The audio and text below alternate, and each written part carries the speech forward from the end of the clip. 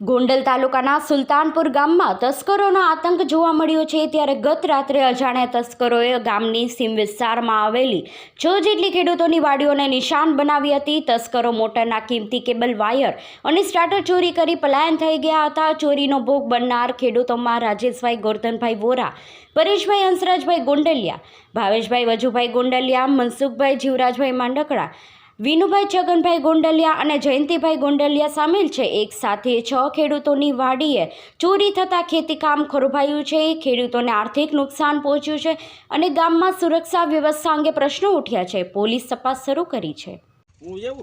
મારું નામ રાજેશભાઈ ગોરધનભાઈ વોરા અને વિંજીવરના માર્ગે આપણી વાડી આવી છે। વાડીએ રાતે તાળા તૂટ્યા છે અને મજૂરનો સામાન, કેબલ, સર્વિસ એ બધું લઈ ગયા છે અને અમને 3:30 મજૂરનો ફોન આવ્યો કે આપણી વાડીએ તાળા તૂટ્યા છે, તો તમે વાડી આવો તો અમને ખબર પડી। મજૂરના મોબાઈલ, કપડાં બધી વસ્તુ વહી ગઈ છે। બીજું કાંઈ કેબલ અંદાજે કેટલો ગયો? કેબલ અંદાજે 60 થી 70 ફૂટી છે। બીજું કાંઈ ગયું? બીજું મોબાઈલ ને એવું ગયું છે મજૂરનું અને રેડ વિખેડ પડ્યું છે બધું એમનું। સુલતાનપુર, મારું નામ પરેશભાઈ હંસરાજભાઈ ગોંડલિયા। વાડીમાં ચોરીનો બનાવ બનેલ છે, 6 વાડીમાં બનેલ છે।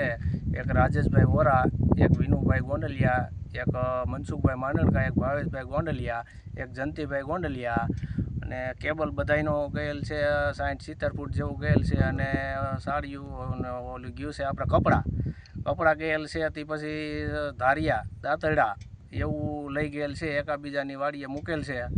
એવો ચોરીનો બનાવ બનેલ છે ગત રાત્રિએ। તમારી વાડી કઈ જગ્યાએ આવે? વિંજીવડના રસ્તે આવે, વિંજીવડ સુલતાનપુરના રસ્તે। બીજું કાંઈ ગયું હે? બીજું કાંઈ નથી ગયું। એક ફોન ગયો છે, મજૂરનો ફોન ગયેલ છે, બીજું કાંઈ નહીં।